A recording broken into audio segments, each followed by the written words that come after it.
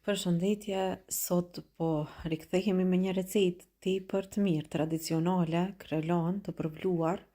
Unë po t'rregoj teknikën dhe mënyrën se gatuante nëna ime, gjyshja e kështu me radhë. Është një recetë tepër e lehtë e shijshme që ja vlen të provohet. Fillojmë pa humbur kohë me përgatit edhe brumin e krelonës. Fillimisht në një enë kemi shtuar 800 gram miell. Së pari e hedhim miellin e pastaj shtojmë edhe krypën dhe për këtë recetë po përdorim 2 luge gjys të kafës me kryp. Pra 2 luge gjys kafeje me kryp e pastaj vazhdojmë edhe shtojmë ujë të vluar. Fillimisht po e shtojmë një pjesë nga uji i vluar e duke e përzi vazhdojmë e shtojmë ujin aq sa kena nevojë derisa të përgatisim brumin.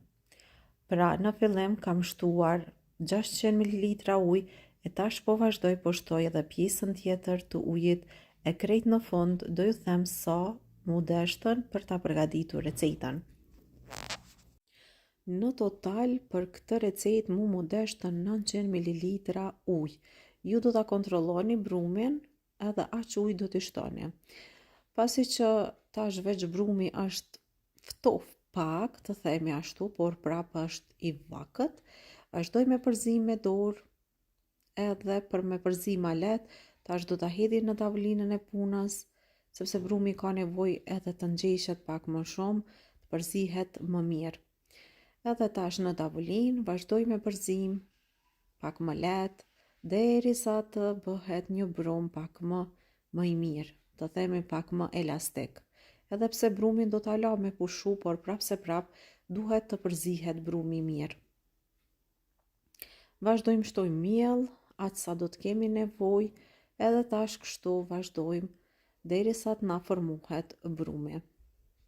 Pasi ta formojmë brumin, unë brumin do ta la që të pushoj për së paku 10 minuta. E lëm të pushoj për 10 minuta e pastaj vazhdojmë edhe brumin e ndajmë në kuleç të vegjël.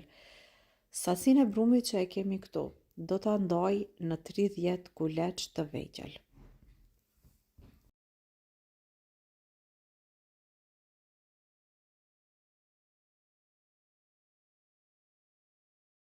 Pasi brumin e kam ndarë në pjesë të vogla, tash po i formojmë kuleçt duke ju shtuar nga pak miell.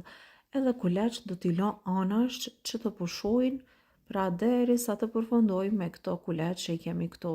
E pastaj do t'i mbuloj edhe do ta marrim kulaçin e parë, sepse kulaçi i parë do të pushoj derisa ne të formojmë kuleçet e tjerë.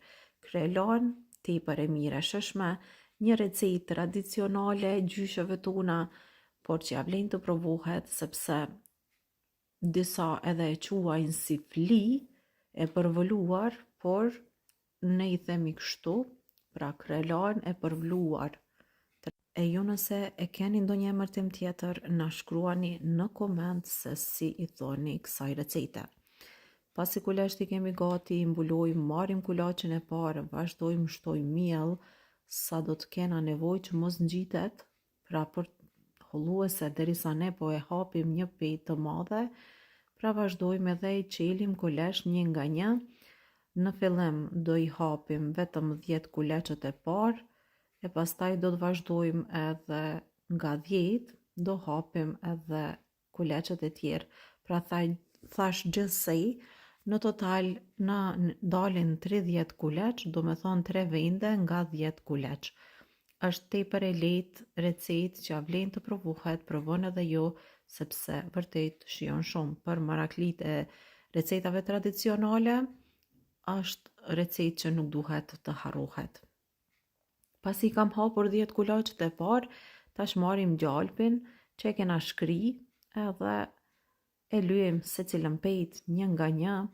Është mirë që këtë recetë ta përgatisni me gjalp, por nëse doni mund t'i shtoni gjalpit vetëm pak vaj, 50 ml, jo ma shumë. Edhe tash vazhdojmë secilën petë, e lyejmë me gjalp, pastaj vendosim një mbi një, 10 pejtat që i kam holluar këtu, edhe janë gati. Dhe kështu do të vazhdoj, një nga një do t'i renditi 10 pejtat që i kam këtu. Duke i lyer, pra thash, njëra mbi tjetrën, edhe duke i vendos kështu.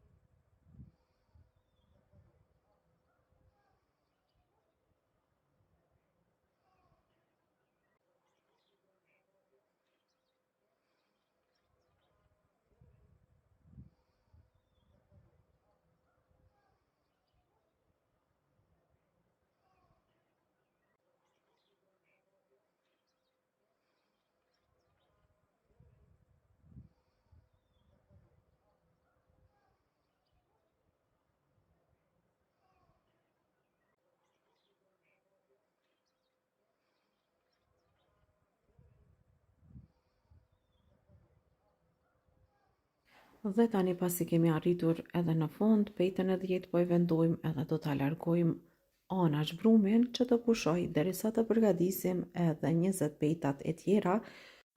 Dhe këtu kemi në 3 vende nga 10 pejta të vendosura njëra mbi tjetrën.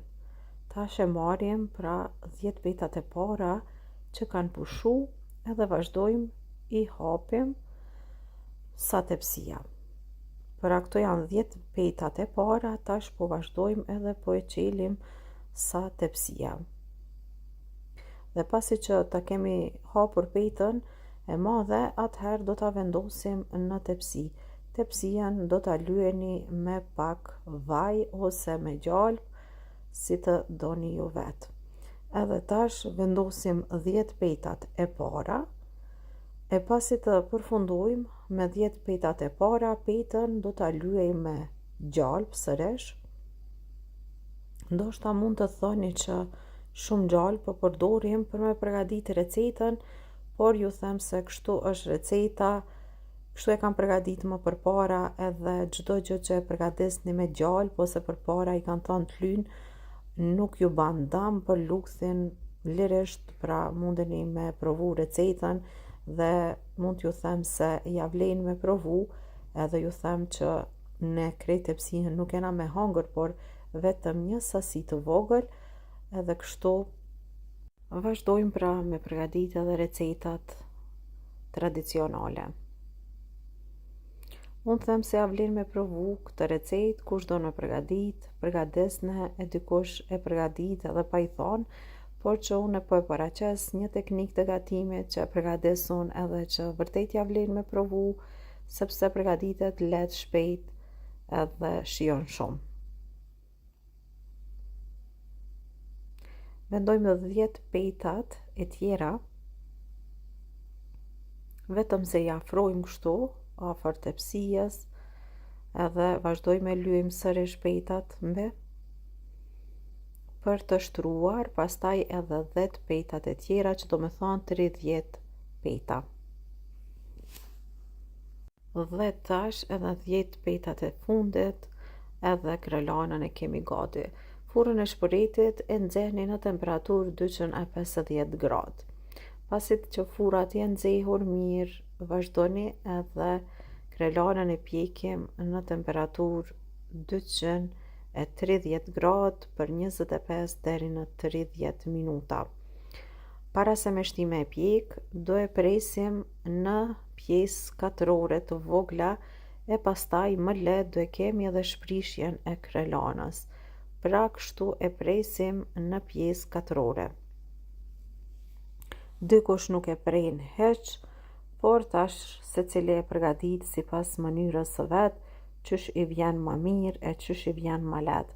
Unë e përgatis kështu sepse kështu e ka përgatit edhe gjyshja, edhe nëna sot e përgatit, por edhe unë jam mësu prej saj, Kështu që pasi që të piqet mirë krelana, po e vreni që është skuq mjaftueshëm be, tash mund të themi që e kemi gati, edhe pjesa poshtë është e skuqur e rreshkur, edhe tash vazhdojmë e shprishim. Po e vreni se sa të holla janë bërë petat e sa të mira. Pra thash është një recetë që ja vlen ta provoni sepse ka një shije shumë të shëshme. Dikush pra thash i thot fli e përvluar, por unë i them kështu krelan e përvluar. Ju na shkruani në koment se si i thoni. Kjo ishte receta që kishim përgatitur për ju sot, shpresoj që ju ka pëlqy. Mos harroni na bëni një like, një koment ose recetën ta ndani me miqtë tuaj. Krejt në fund, pasi ta kemi shprishur mirë krelanën, do ta përvlojmë edhe me pak gjalp për t'i dhënë edhe më shumë shije. Nëse doni, mund ta leni edhe kështu, edhe me vazhdu me hangër. Por në qoftë se doni, mund të shtoni edhe pak gjalp, të cilën do ta nxejmi edhe do ja shtojmë krejt në fund. Po e shikoni se sa lehtë që shprishet kështu? Edhe petat janë shumë të mira të holla, edhe shumë e mirë. Ju bëft mirë nëse do e përgatisni recetën.